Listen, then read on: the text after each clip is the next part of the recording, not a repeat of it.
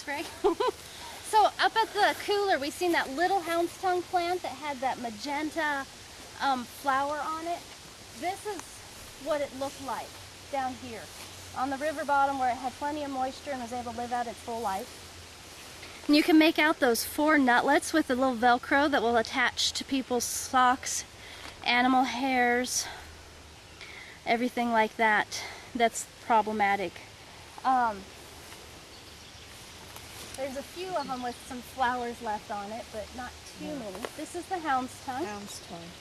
It is very toxic to horses. We do have it on the Poudre and the St. Vrain in Weld County, and then Larimer County has its fair share too of it, especially up in the foothills. So we've got quite a bit of it growing in here with the leafy spurge and the curly dock. The shrub with the white flowers is serviceberry, which is one of our native shrubs actually. It's really beneficial for wildlife. Yeah, so it's a good shrub to have. A lot of people do get it on the river bottom. It likes that more moisture, shady type settings down here. So it does very well. And then on this side we have the wild rose, which is again a perennial. The thorns can cause injury, but otherwise it's not poisonous.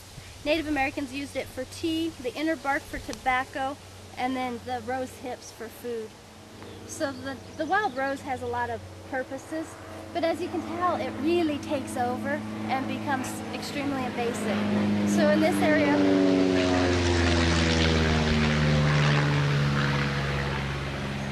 we've got 2 very native plants that are trying to compete with the non-native noxious weeds that are on that B list, the leafy spurge and the houndstone.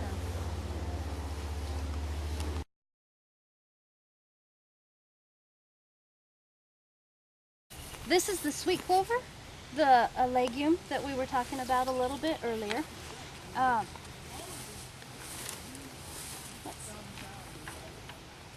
Is this what's going along most of the roadways? It is. That's now what's our big main yellow flower plant on the roadsides. It was introduced from Eurasia.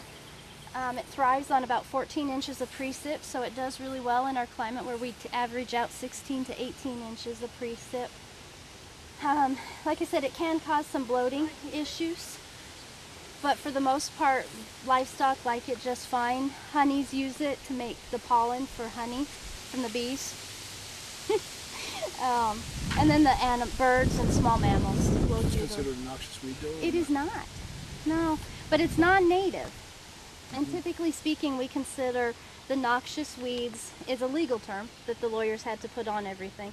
And they're non-native, which means they're not from America, and that they're very invasive and tend to take over, kind of like all the leafy spurge that we keep seeing and the musk thistle and all that fun stuff. So some of our non-native plants aren't noxious weeds, like alfalfa, sweet clover, wheat, rye, barley, corn. A lot of our crops aren't from America, but they're not considered a noxious weed because they have a beneficial use. So most of the noxious weeds we deem typically don't have a beneficial use. They're very invasive, take over, not very palatable, those kinds of situations. Yeah, so this is a good plant. And as you can tell, it's definitely invasive. It tends to be invasive. I mean, if you look at our roadsides, right? Mm-hmm.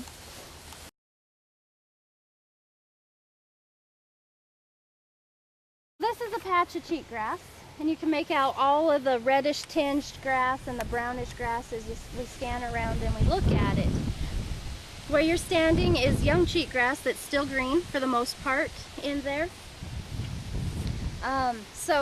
Cheatgrass is a winter annual. So it comes up in the fall, goes dormant over the winter, and is one of the first grasses to green up.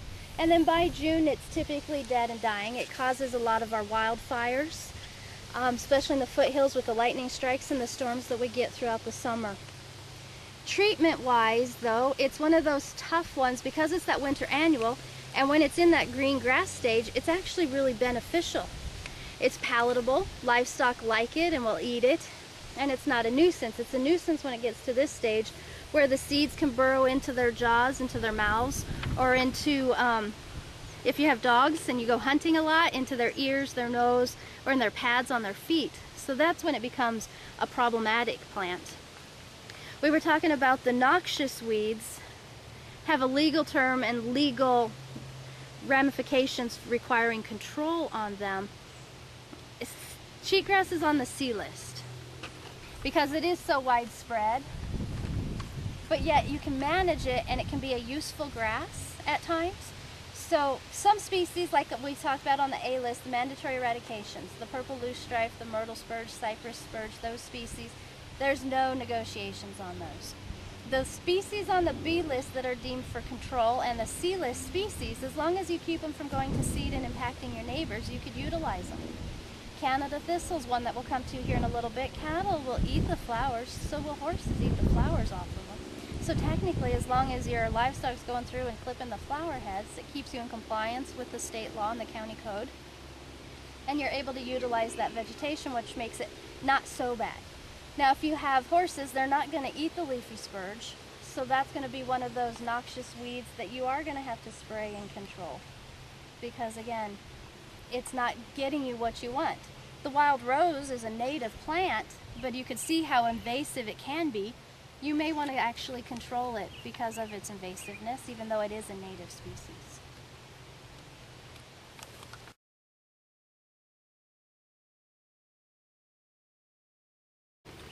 So this is curly cup gumweed. Make sure I don't tell you guys anything wrong. It's a biennial. It's in the sunflower family. Livestock will eat it. And you can see it's really sticky and resinous on these bracts underneath the yellow flower.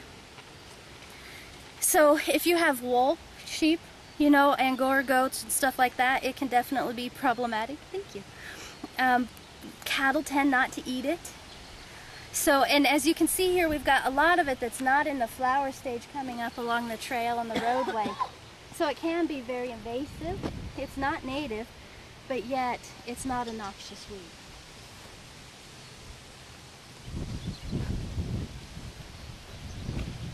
Those turn into stickers, or is that just, that's before the bloom, so never mind. These are just before the bloom, exactly.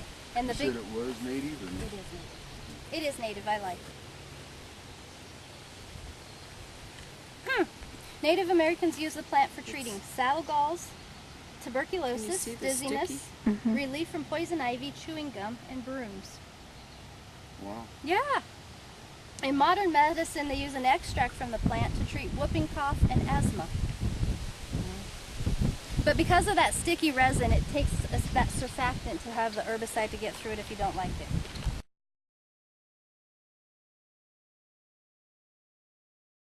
A lot of talk about this plant, and it's Canada thistle.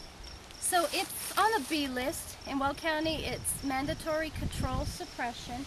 It gets a little purple flower about the size of your thumb. And you can see the musk thistle that we went by was about a 50-cent piece size. And we'll see a little bit of a scotch. So this is the bad thistle to have because it's spreading through that root system. That root system's going down and out 20 feet. A prolific seed producer that blows in the wind and spreads to neighbors' property. So this is a critical plant to control or suppress.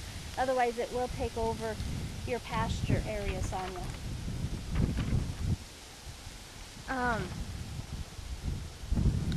Biocontrol's been hit and miss. I mean, like I said though, a lot of the livestock will eat it in that flower stage especially. But this is the one that a lot of people forget about and that I'm usually contacting them, knocking on their door saying, hey, you've got Canada thistle, you need to take care of it.